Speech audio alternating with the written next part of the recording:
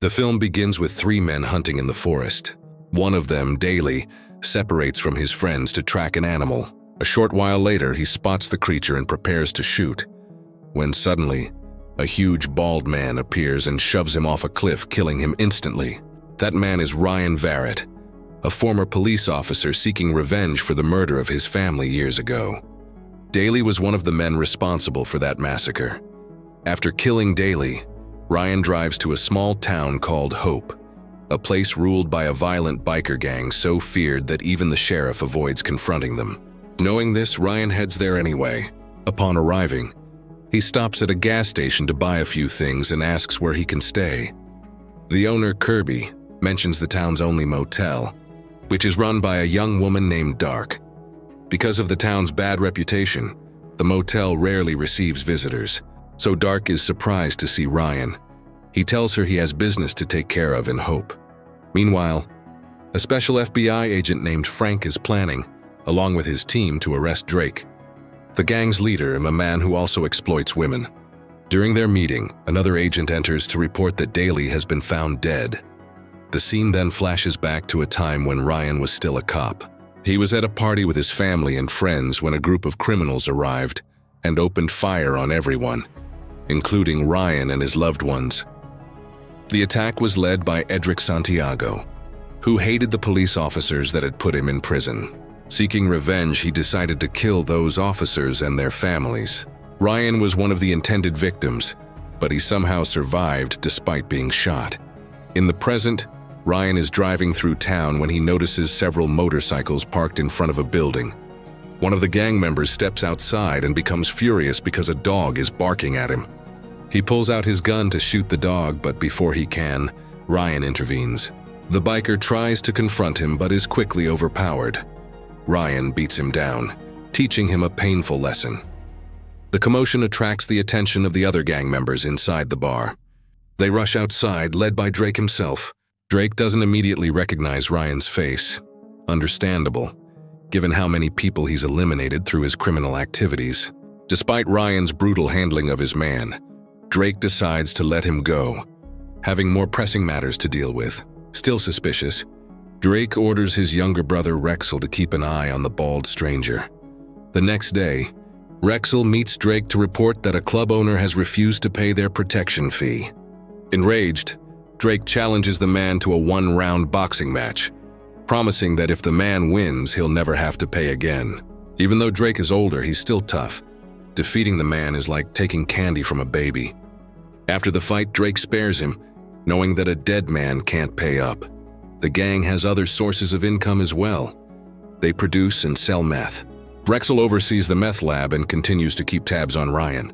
That night, Recoil goes to Dark's motel and asks if a big bald man named Ryan is staying there. Dark refuses to answer, so Recoil threatens her, saying he'll make her regret it if she doesn't talk. Ryan, who's at the motel, overhears everything, his sharp instincts telling him something's wrong. He intervenes the only way he knows how, through violence. When Dark warns him that Recoil is Drake's younger brother, Ryan doesn't care, and coldly replies, "So what?" He takes Recoil to the gang's meth lab, ties him to a car, and lets the vehicle drive straight into the building, causing a massive explosion that kills Recoil and destroys the lab. Satisfied with his revenge, Ryan watches as the flames consume everything. Moments later, Drake and his gang arrive at the scene, staring helplessly at the fire raging before them. Drake was enraged when he discovered that his brother was dead. Shortly after, the sheriff and one of his deputies arrived to investigate the explosion. Drake and his gang were still at the scene. When he saw the sheriff, Drake approached and threatened him, warning that if the sheriff ever tried to stand against him, he would kill his family. Terrified, the sheriff decided not to confront Drake, thinking that letting the gang do whatever they wanted might at least prevent further bloodshed in the town. The next day, Ryan set his sights on one of the gang's trucks that was delivering meth to another city. He followed it quietly, then shot out one of its tires, forcing the driver to stop. Ryan attacked him, slamming his head against the truck door, and then blew up the vehicle. One of the gang members witnessed the explosion and immediately reported it to Drake. Drake was furious. The truck had been carrying a huge load of meth, resulting in a massive financial loss. Determined to find out who was responsible, he suspected Ryan and ordered his men to bring Kirby to their base. Drake pressured Kirby to help them investigate Ryan and uncover his identity. If Ryan was indeed the culprit, Drake promised to kill Kirby himself. Terrified, Kirby had no choice but to comply. That same day, Kirby began his investigation. He checked Ryan's car, which was parked near the motel, hoping to find clues about who he really was. While he was rummaging through the car, Ryan came out of the motel and caught him in the act.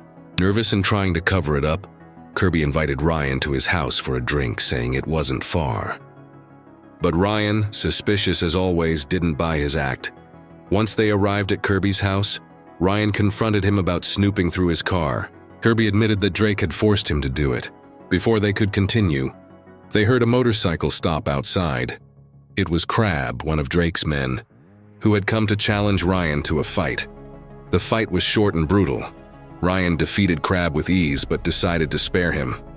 Meanwhile, Drake met with the sheriff to dig for more information. During their conversation, he learned that Ryan was a former cop who had retired after his family was murdered. Drake thanked the sheriff for the information and even gave him some money as a token of appreciation. Later that night, Drake and his men broke into Kirby's house while he was sleeping. Drake was frustrated that Kirby hadn't uncovered anything useful about Ryan, so as punishment, he ordered Crab to kill him. The next morning, Ryan discovered that Kirby had been murdered. Knowing immediately that Drake's gang was behind it, Ryan wasted no time. He stormed into one of Drake's clubs and fought everyone inside, taking down every gang member present. After the brutal brawl, Ryan kidnapped Crab, stuffed him into his car trunk, and later killed him, dumping his body right in front of the gang's headquarters. When Drake saw his favorite man lying dead, his rage exploded. He ordered all his remaining men to arm up and prepare for war. Later that night at the motel, Dark heard suspicious noises outside. She rose from the couch, grabbed a shotgun and aimed at the door, ready to shoot whoever tried to enter. Ryan realized that Drake's men had found them and told Dark to hide behind the front desk.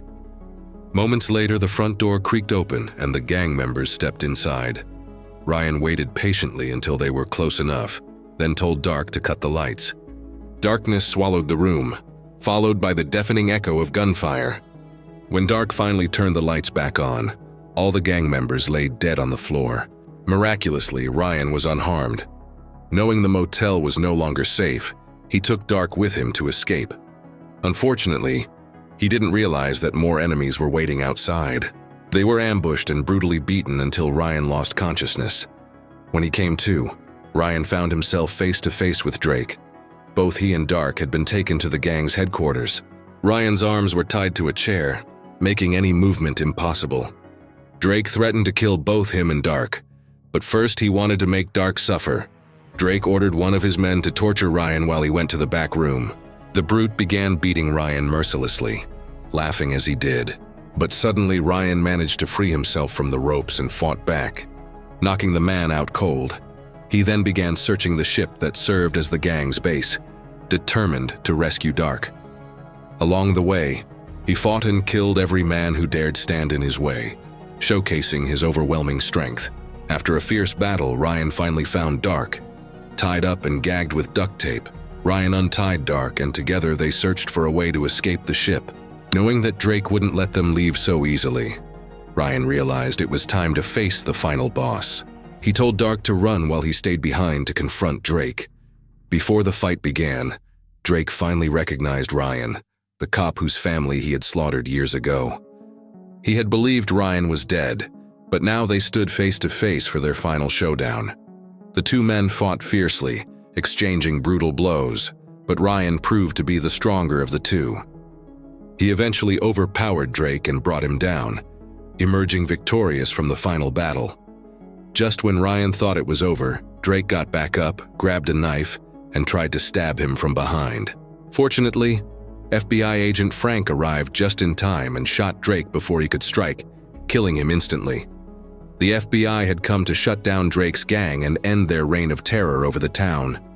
Frank decided not to arrest Ryan, believing that law enforcement still needed men like him, men who could do what others wouldn't, to keep the peace in such a corrupt region. With his vengeance nearly complete, Ryan left the town, promising Frank that they would meet again someday. In the film's closing scene, Ryan is seen infiltrating another hideout and opening fire on a group of men, the remaining allies of Drake, who had also been involved in the murder of Ryan's family.